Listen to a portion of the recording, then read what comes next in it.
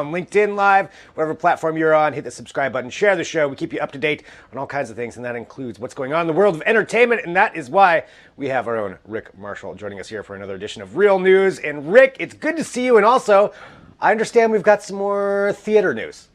Yes, we're back with really some big theater news this week.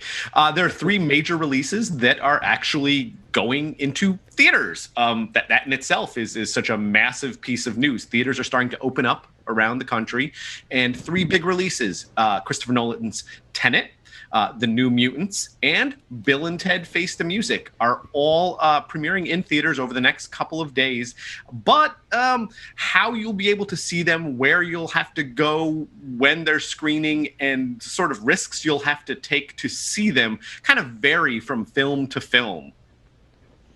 So Tenet's the one, that Christopher Nolan has said he doesn't want anything going out digitally. So that one going in there. But like you said, only select theaters. So how does that even really work for them, because their box office return is going to be probably pretty small compared to what it could have been?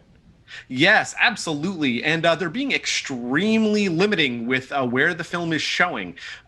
Basically, they're not allowing it to even be shown in drive-in theaters at the moment in any states where the theaters, indoor theaters, aren't open, which seems like a really curious move.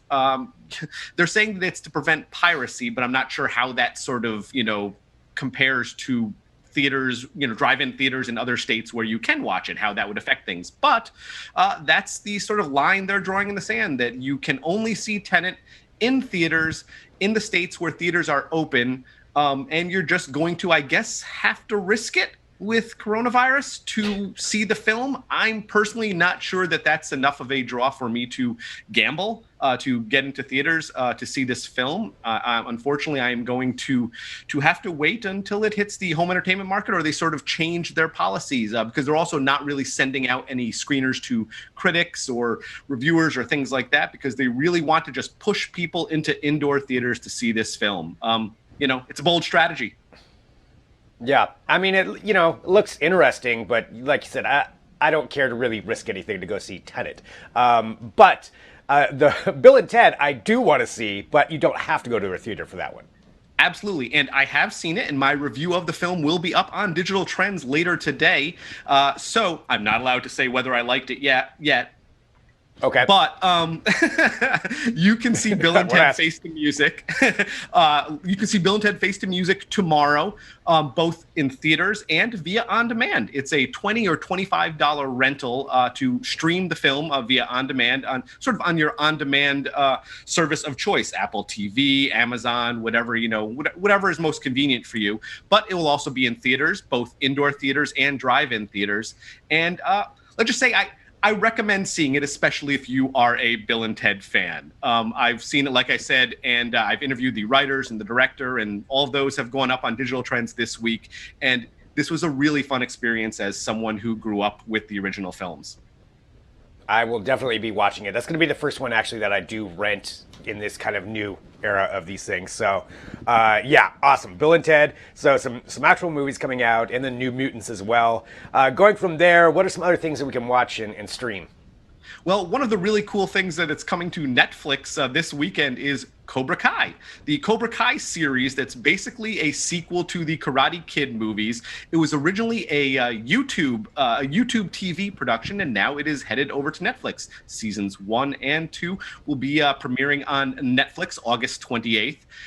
It's a great show. I was very skeptical going into it, to be honest, but it really won me over the first season. It tells a story of Johnny Lawrence and Daniel LaRusso as adults and living in their old hometown. And Daniel LaRusso really is a local celebrity, and Johnny Lawrence has sort of bottomed out in his life after losing to Daniel LaRusso in the championship in that original film. So this sort of, it goes on where Cobra Kai is reopened. Johnny sort of develops this, renewed interest in teaching karate and reopening Cobra Kai. And it really humanizes him and makes him less of a villain, and shows how, these long-standing grudges can really shape people's lives. I love it. A lot of nostalgia. And also, I have been wanting to watch that, but I didn't want to subscribe to YouTube for their service. That's great that it's going to be on Netflix. I will totally be watching that So Cobra Kai coming to Netflix now for the first 2 seasons. And then there's something else on Hulu. And I read just a little bit about this. This is an interesting concept. Yes, so a Hulu original movie, The Binge. It comes out also on August 28th.